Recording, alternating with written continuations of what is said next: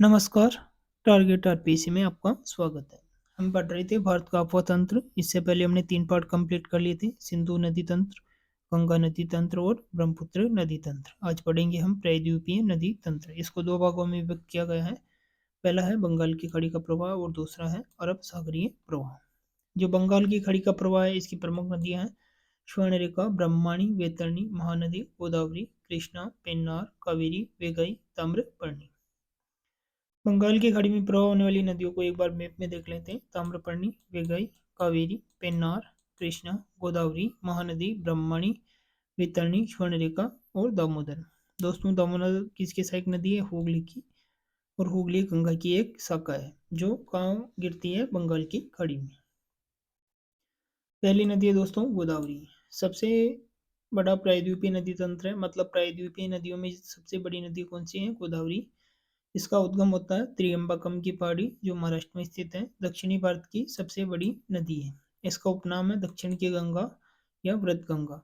मतलब दक्षिण की गंगा और व्रत गंगा किसके नाम है? गोदावरी के। मुहाने से पहले ये 3 भागों में विभक्त हो जाती है और डेल्टा का निर्माण करती है। गौतमी गोदावरी, वृष्ट गोदावरी और वैष्णव गोदावरी। राजमुंद्री इसी नदी के किनारे स्थित है तथा मुहाने विशाल डेल्टा का निर्माण करती है। जो राजमुंद्री शहर है दोस्तों, वो गोदावरी के किनारे ही है और ये बंगाल की खाड़ी में गिरने से पहले एक विशाल डेल्टा का निर्माण करती है।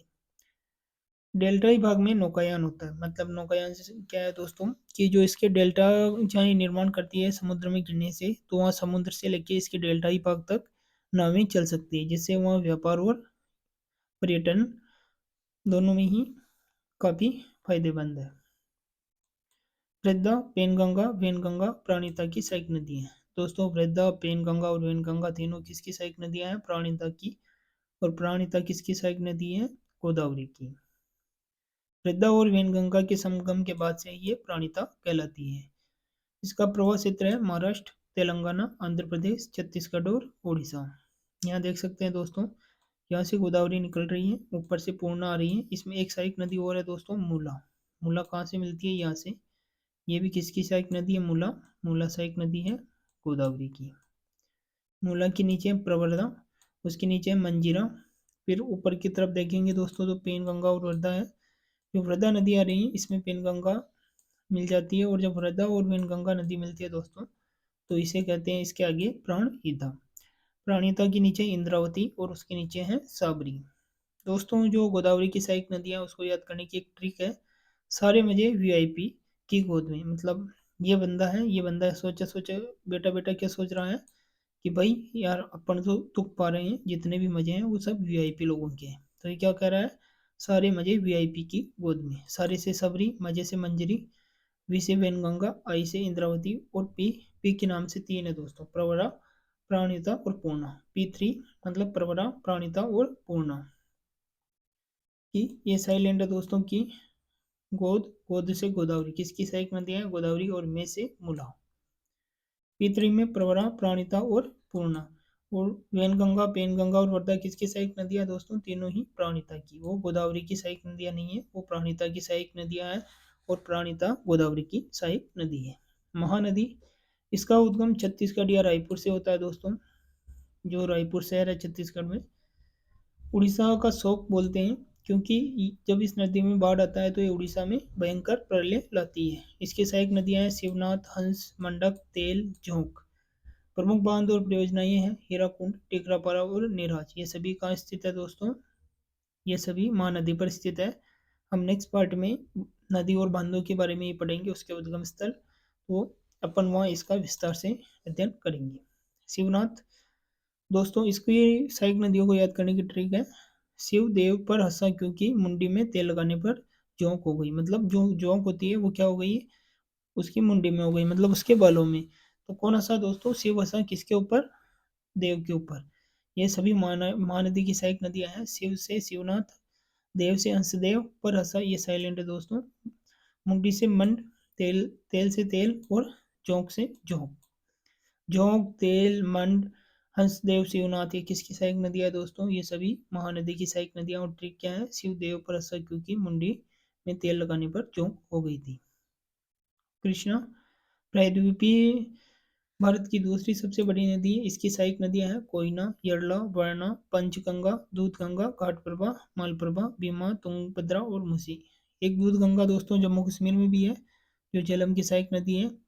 और एक दूधगंगा कृष्णा की सहायक नदी भी है। और कौन कौन सी है? कोयना, यरला, वर्णा, पंचगंगा, दूधगंगा, घाटप्रभा, मालप्रभा, भीमा, तुंगभद्रा और मुसी। दोस्तों प्रभा जहाँ भी आ रहा है वो सभी कृष्णा की सहायक नदियां हैं। अन्य दूसरी नदी है कावेरी। इसका उद्गम होता है ब्रह्मगिरी की पहाड़ियों से। हे हेरंगी, हेमावती, सिमसा, लोके पावनी, अरावती, काबनी, अमरावती, स्वर्णवती, लक्ष्मणवती, ये सभी किसके सहायक नदियां दोस्तों? ये सभी कावेरी की सहायक नदियां। इसके प्रवाह क्षेत्र को rice bowl of South India कहा जाता है। मोस्ट इंपोर्टेंट है, कावेरी के प्रवाह को क्या बोलते हैं? मतलब चावल का कटोरा, जो साउथ भारत का चावल का कटोरा बोलते हैं कावेरी को।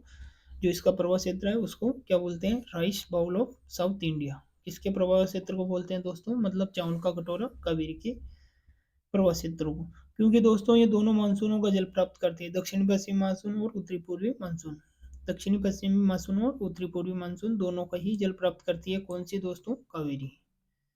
पेन्नार, इसका उद्गम चेन्नई या केशव पहाड़ी से होता है। कुमदावली, जयमंगली, कुंदेरू, इसकी सहायक नदियां हैं। वेगई इतनी इंपॉर्टेंट नहीं है दोस्तों, जयमंगली इंपॉर्टेंट है। जयमंगली किसकी सहायक नदी है? पेन्नार की। वेगई, वेगई का उद्गम मदुरई से होता है। दामोदर, इसका उद्गम होता है छोटा नागपुर के पठार से। बराकर, दोस्तों अपन ने पढ़ा था एक बराक नदी, वो किसकी है? ब्रह्मपुत्र की सहायक नदी है। बराकर, कोनार, बोकारो, हाकारो, जमुनिया, गरी, गुजिया, गड़िया, पेरा, ये सब किसकी सहायक नदी है दोस्तों? दामोदर की। मोस्ट इंपोर्टेंट है, एक तो बराकर, बोकारो, हाकारो और एक गुइया दोस्तों। ये मोस्ट इंपोर्टेंट है, एक तो बराकर, कोनार, बोकारो, हाकारो और गुइया। ये किसकी सहायक नदी है दोस्तों? दामोदर की। इसका उपनाम है बंगाल का शोक, क्योंकि ये बंगाल में वर्षा के टाइम में बंगाल में बहुत भयंकर बाढ़ लाती है। इसे जैविक मरुस्थल बोला जाता है, क्योंकि दोस्तों इसमें इतना प्रदूषण है कि इसके अंदर रहने वाले सभी जीव मर चुके हैं। मतलब यहाँ कृषि योग्य, न तो कृषि योग्य पानी है, मतलब इतनी गंदगी फैल चुकी है, इतना मतलब इसमें केमिकल है, और न ही इसमें कोई जीव है। मरुस्थल दोस्तों एक, मतलब इस प्रकार का वर्ड है कि अपन इसको नेगेटिव लेते हैं हमेशा ही, मतलब पॉजिटिव नहीं लेते। मरुस्थल का मतलब होता है कि वहाँ कुछ भी नहीं है, मतलब वो पूरी तरह बंजर है। जैसे अपन बर्फीला मरुस्थल बोलते हैं जम्मू कश्मीर में, क्योंकि वहाँ दोस्तों बर्फ ही बर्फ है और कुछ भी नहीं है। मरुस्थल बोलते हैं जहाँ रेत ही रेत है दोस्तों। इसलिए ये जैविक मरुस्थल इसलिए बोलते हैं क्योंकि इसमें ये न कृषि योग्य है और लोगों के जीवन यापन में भी अब इतनी मदद नहीं करती है। अरब सागर की नदियां, अरब सागर में गिरने वाली नदियों में साबरमती, नर्मदा, ताप्ती, लूनी, शरावती और पेरियार। लोकेशन देख सकते हैं दोस्तों, साबरमती, माही, नर्मदा, ताप्ती, मांडवी, शरावती, भरतपुजा, पेरियार, ये सभी किसकी नदियां दोस्तों? अरब सागर में गिरने वाली नदियां। नर्मदा नदी, इसका उद्गम अमरकंटक की पहाड़ियों से होता है। इसकी सहायक नदियां दोस्तों तवा, बड़नेर और हिरन। किसकी सहायक नदियां दोस्तों? ये तवा, बड़नेर और हिरन नर्मदा की। महाभारत में इस नदी को रेवा कहा गया है। दोस्तों महाभारत में रेवा किसे कहा गया है? नर्मदा नदी को। अरब सागर में गिरने वाली भारत की सबसे बड़ी नदी धुआंधार जलप्रपात बनाती है। कपिल धारा, ये इसके अलावा एक और सहायक नदी है दोस्तों, कपिल धारा, दूध धारा, सहस्त्र धारा, धुआंधार, गागरी व हिरन। दोस्तों धुआंधार भी एक नदी का नाम है, और किसकी सहायक नदी है दोस्तों? ये एक नर्मदा की सहायक नदी है। कपिल धारा, दूध धारा, सहस्त्र धारा, मतलब जितनी भी धाराएं आ रही है ये सभी नर्मदा में आ रही है। धुआंधार, यहाँ भी धारा ही कर ले दोस्तों, धुआंधारा अगर याद करने के लिए, तो ये किसकी सहायक नदियां हैं? ये सभी नर्मदा की सहायक नदियां। एक है घाघरी और एक है घाघरा दोस्तों। घाघरा किसकी है? घाघरा गंगा की सहायक नदी है, और घाघरी किसकी है? नर्मदा की। मोस्ट इंपोर्टेंट है।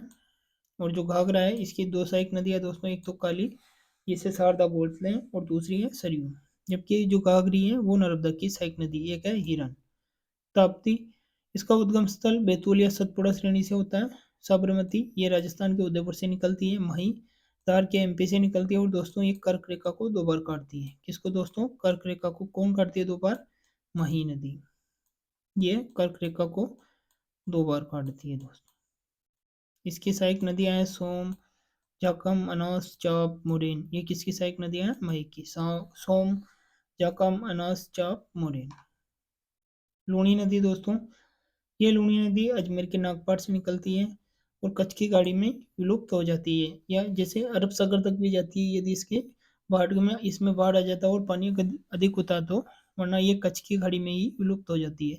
इसका पानी बलौत्रा तक इसका पानी बलोत्रा तक मीठा और इसके बाद क्या है, खारा है दोस्तों, क्योंकि वहाँ पे नमकीन मरुस्थल है, या मतलब खारी जमीन है, इसलिए वहाँ का पानी वहाँ की मिट्टी की वजह से खारा हो जाता है बलोत्रा के बाद। यहाँ सभी नदियों को देख सकते हैं दोस्तों, साबरमती, माही, नर्मदा, ताप्ती, हुगली, दामोदर, स्वर्णरेखा, वैतरणी, ब्रह्मणी, महानदी, गोदावरी, कृष्णा, पेन्नार, कावेरी, वेगाई, ताम्रपर्णी। हुगली गंगा की एक शाखा है दोस्तों, बाकी सभी कहाँ की नदियाँ हैं, प्रायद्वीपीय नदियाँ हैं। इसमें सबसे बड़ी है गोदावरी। दामोदर को अपन जैविक मरुस्थल बोलते हैं दोस्तों। नर्मदा एवं ताप्ती रिफ्ट घाटी से निकलने वाली नदियाँ हैं जो अरब सागर में प्रवाहित होती हैं।